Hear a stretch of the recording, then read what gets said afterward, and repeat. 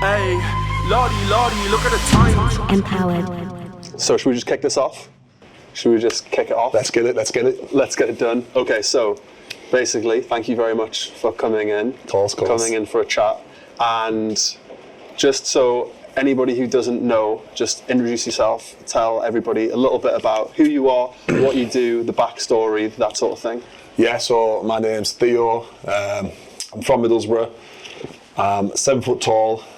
And yeah, so I've been playing basketball. That's my main sport. I've been playing that since I was 16. I'm 28 now. Quick maths. That's mad, to start at 16. No, I know, it's such a late think about for basketball as well, because you get people starting like when they're like 3-4 years old, you know what I mean? And I started at 16, so it was a late start, but obviously I feel like my height has obviously gave me an advantage for starting so late as well. Obviously there's skill involved, but Have nobody mentioned it to you before?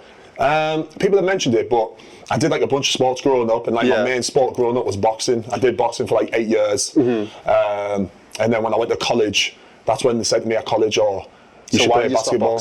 Because it was just so hard. So like in boxing, for my age and weight, it was so hard for me to find a fight because I was for my age, I was 11 years old and I weighed something crazy, like so heavy, like a grown man. So it was hard to find someone to match me. So in like 8 years, I had like 3 fights. Oh really? And it was just like training that hard not for no reason, just for like. For barely any fights? Yeah, barely any fights, so I thought, And then when I got asked to come play basketball, I was like, it's time. So did you just stop boxing completely when you started playing basketball? Stopped doing boxing and then went straight into basketball. Like boxing's one of my favourite sports to this day. Like I still watch it, I still train every now and then, do little bits and bobs, but I do miss it though, I'm not gonna lie, but. Do you ever wish you'd stuck it out and seen what happened? Yeah, of course, because you see boxing now, it's like one of the biggest sports in the world. It is one of the biggest sports in the world. I don't feel like it was that big, but like 10 years ago, I don't feel like there was as much hype around it, especially heavyweights, because there wasn't as many good heavyweights. Yeah, of course. Well, that's what it is now. You got Anthony Joshua. He obviously kicked that off, and then you got the best heavyweight of all time, Tyson Fury. But so it's definitely out there now, and it's massive, isn't it? So yeah. So after college, you started playing basketball at college, really late for basketball. And then so I met you, isn't it? Yeah, that's exactly right. So I was in a college in Middlesbrough, and then I started playing, and then one of my friends, our friend Jordan. Yes, shout out Jordan, come on. He took me to Tees Valley Mohawks. Great club. I went there, and then from there, Jordan was going to Ty Met, which is in Newcastle, which is like a basketball academy. Yeah. And he was like, you need to come up there. So I quit college, and then I enrolled at Ty Met. So I met you and the rest of the team, like most of the team from last season. And then, I used to commute to Newcastle every day. Used to get the bus every morning. Used to get the bus every night all the way back. There were long days, especially coming from Middlesbrough to Newcastle just for college.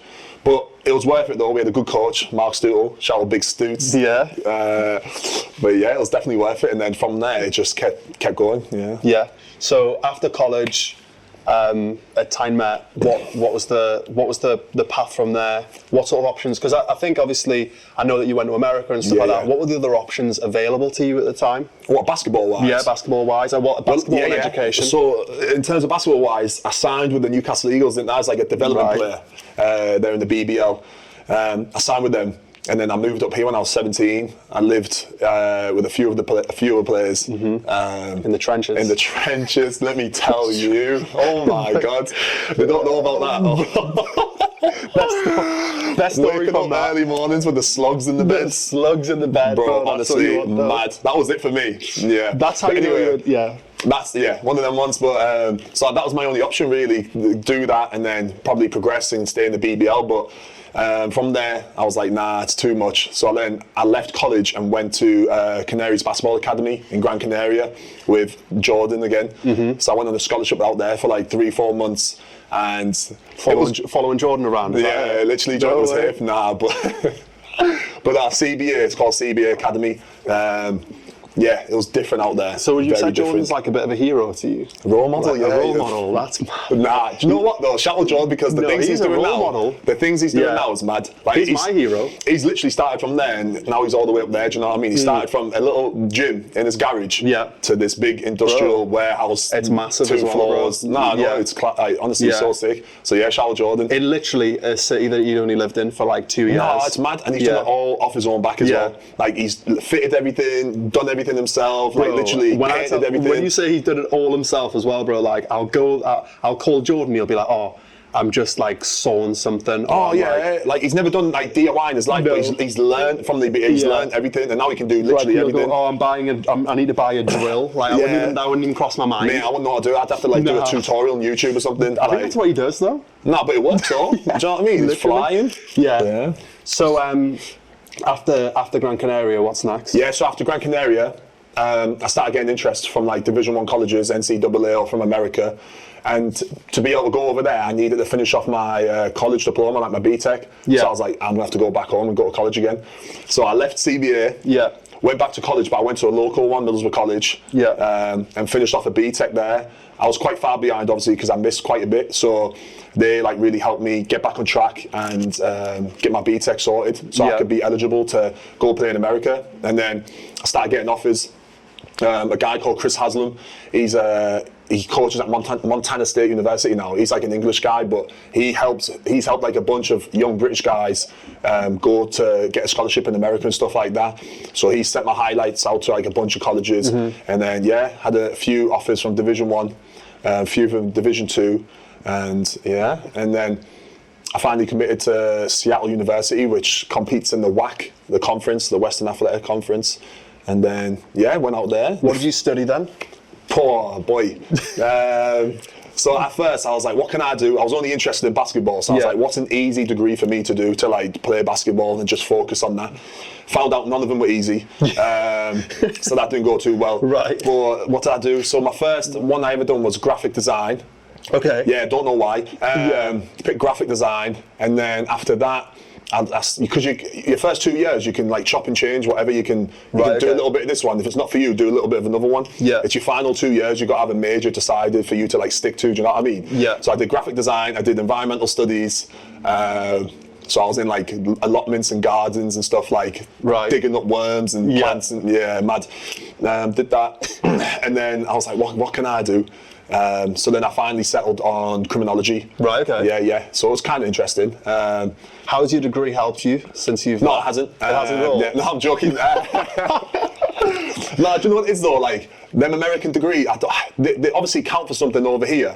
But I haven't used it yet in terms of like... It's so good though to like be able to get your education. Oh, of course. Like, I'm very fortunate and grateful that, that I've had a scholarship and like, I'm not in no debt or anything like that. University debt and student loans, like none of that, do you know what I mean? So I'm very like grateful and thankful that I've had that opportunity, What advice would you give to other people who are in your same position back here in the UK trying to get out to America to get an education?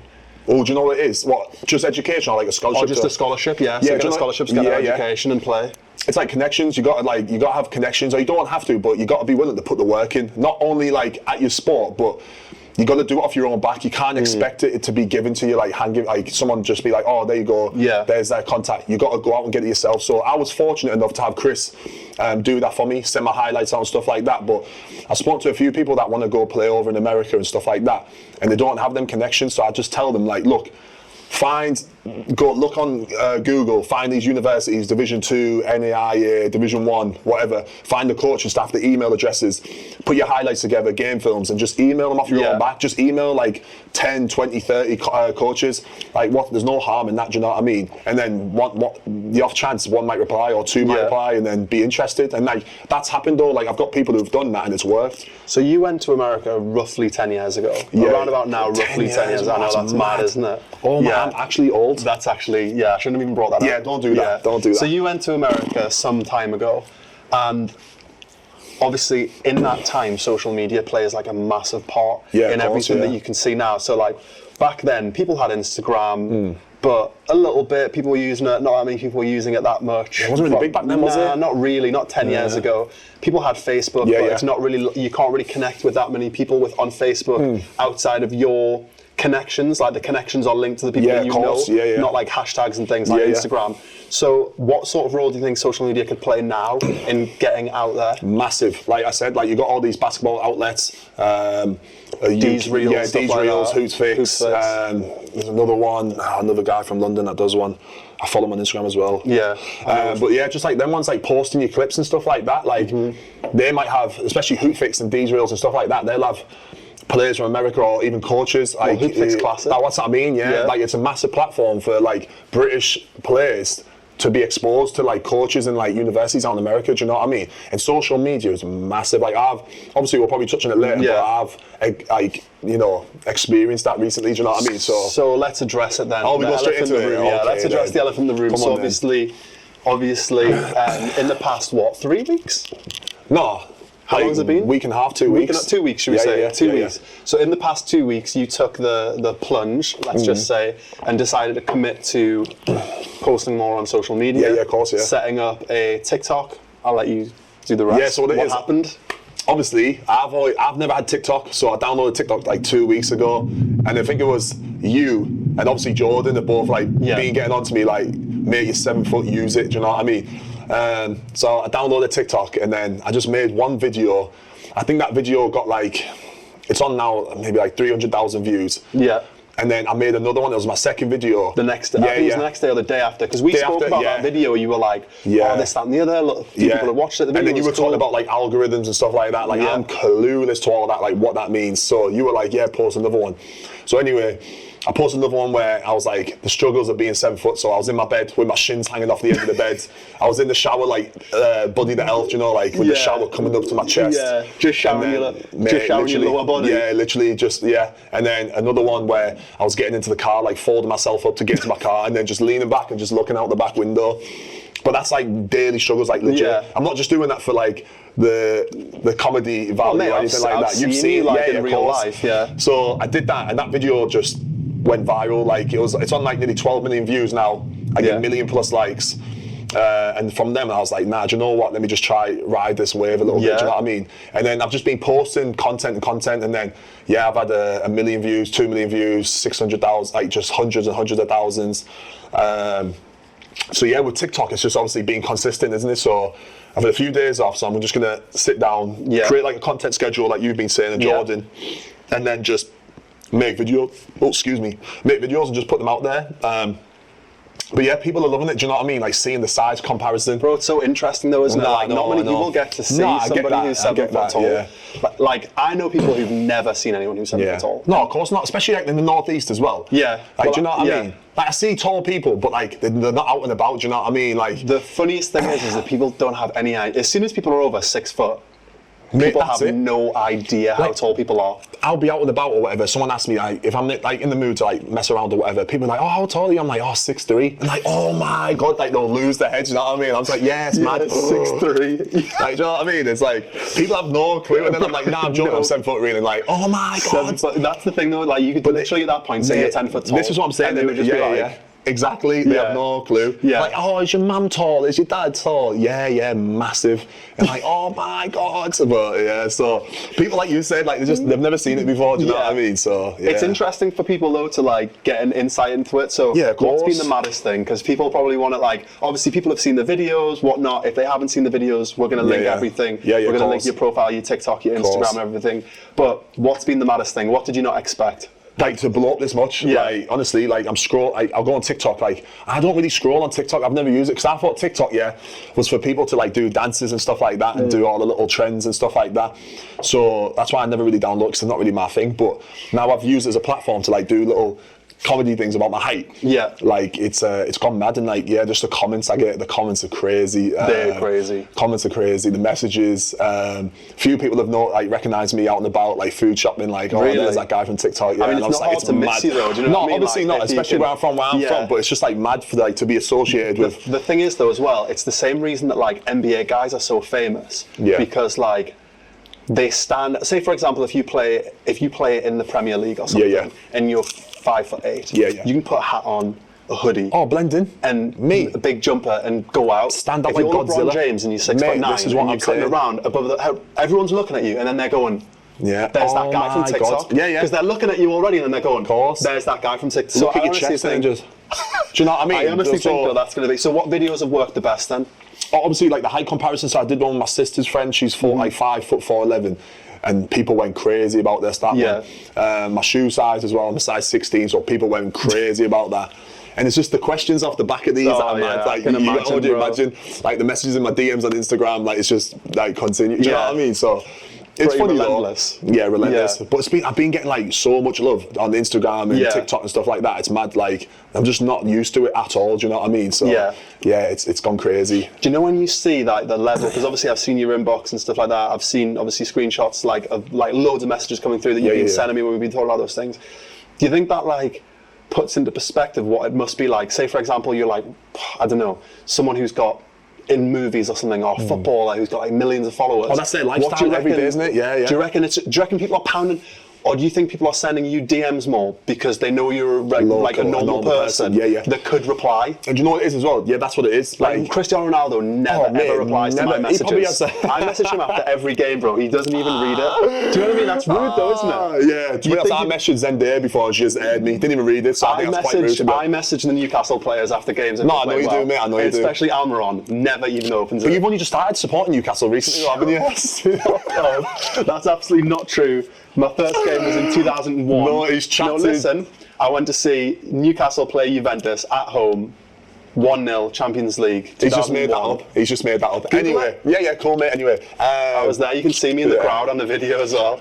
No, do you know what it is though? It's just like going back to what you're saying about me being normal. Like I'm trying to reply to as many people as I can as well. So I'm getting these messages, and I don't want to be like thinking I'm something I'm not. Yeah, because I'm not, like you said, I'm normal. So I'm trying to reply to as many as I can. But there's that many. Did I say you're normal?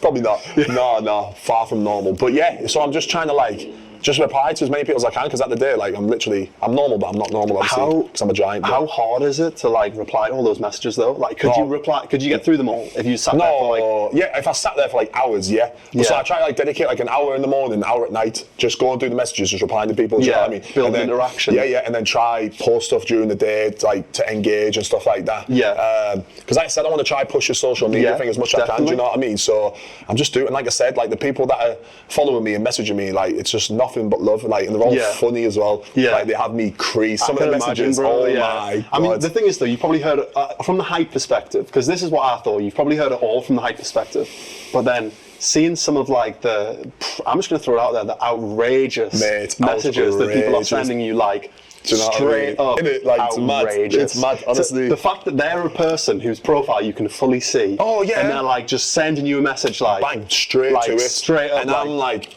just straight in, normal person, normal amount of followers, literally mutual connections, straight in. Insane. I would climb you like a tree. Just straight up. What is one of them? I've had that one. I would climb you. Bro, I see people commenting, I would climb you like a tree. I would climb you like a tree and swallow all of your branches. I saw that. That's wild. That was one of That's just a normal person who you can look at their stuff. She had me dying. I was creased at that. I was like, nah, that's one of the best ones. But there was a little bit more to it as well, so I won't. But yeah, so. The messages, the shoe size thing, obviously. I get loads of people about my feet. Indirectly. Mate, massive. Oh yeah, one of them ones. But yeah, man, it's just a lot of love, a lot of funny messages. So I'm just trying to interact and engage as much as I can. What's next then? Just pushing content. Yeah, 2023. I'm just going to try. Like I said, I'm going to sit down. I'm going to create content schedules. And just try push as much as I can. Obviously, people love the height comparison stuff, so I'm going to do a lot of stuff like that. And then for my Instagram's gone mad as well. Like we've been talking about, it's like nearly 10,000 followers. I went from like 2,000 followers to like nearly 10,000 in like 5-6 days. Well, you had like 3,000 follower requests when you were private at one point. Oh, mad, yeah. So that's when I was private, when my TikTok was going mental, I was like, nah, we have to link Instagram. So I'm going to have to use that as well. So I made my Instagram public, changed my name, everything, took everything off there that I didn't want people to see. And then I just used that as like one of my tall pages as well. But yeah, so I'm just trying to push content. And then with Instagram, I'm trying to do more day-to-day stuff, more realistic stuff, like a couple reels showing what I do day-to-day, gym reels, because I like going to the gym, basketball, and just using that Instagram page to connect with people and engage and stuff like that, and answer any questions that they might have. Do you know what I mean? That traffic from TikTok, where there's not as much like possibility for interaction on TikTok. I feel like if you can grow a following on Instagram, you can really monetize it with swipe up links and referral rate, like brands, stories which stay there. I know TikTok does stories, but people are more used to using Instagram stories. So of course, yeah. What's the goal now then? To just take that traction from TikTok, transfer it to Instagram, and try and grow that at the same time? Yes and no. Like obviously, I want to keep going with TikTok. Like I want to try create two different two different, what's the word I'm looking for? Like brand identity? Yeah, kind of, yeah, but then I want to link them at the same time. Like, I don't want to take all the traffic from TikTok and put it on Instagram. Right, okay. But I still want traffic coming on Instagram. Yeah. I mean, TikTok and Instagram. Well, I feel like TikTok, you can get so much attention for of cheap, course. you know what I mean? It's Yeah, like, it's blowing up at the moment. TikTok rewards creators over the actual, they reward the creative over the creator. All that creative stuff, and like I'm clueless. Like this is why I'm still learning the ropes of TikTok and stuff like that. You know what I mean? I'm trying to tap into like maximize it and stuff like that because I'm still clueless at this point. People are interested in you. People are interested in what you're doing. So it's like, you know, while you're learning, it's all well and good, and you've got a lot of like ability to test right now because people are responding to what you're doing positively, so you know you're in a good place because you can just keep growing, keep pushing it. That's it. Yeah, getting feedback from people, seeing what sort of stuff they want to see. On TikTok, you can like, I think it was you or Jordan again. I don't know who it was, but you told me you could reply to comments with videos. Yes, and then we did that, didn't we? And then ones get massive, like views and engagement because obviously I'm engaging with them. Interaction. I'm replying to one of their comments and it's like one of their questions that they want to see. And when I scroll through the comments, like it's a very common question. So I try to address that. Like it was the shoe size one. Yeah. And then how big my hands are. Yeah. That went crazy as well because I'm replying to the comments. So them ones really work on TikTok, And then in terms of obviously growing as a brand and like using this to try and go full time with social media and build a brand off the back of that. What have you got like ambitions for and stuff? Throw it out there, bro. Like say it now and let's cement it. Do you know what I mean? We'll come back manifest to this it. Nah, do you know what it is? I'm just trying to, like I said, social media, like that's the world we live in now, isn't it? Like you can, there's the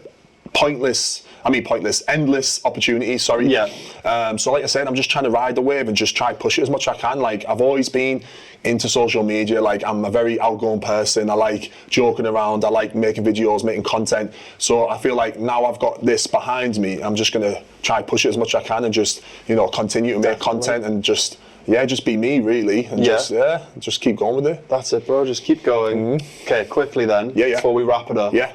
Would you rather be a foot taller or a foot shorter? Ooh.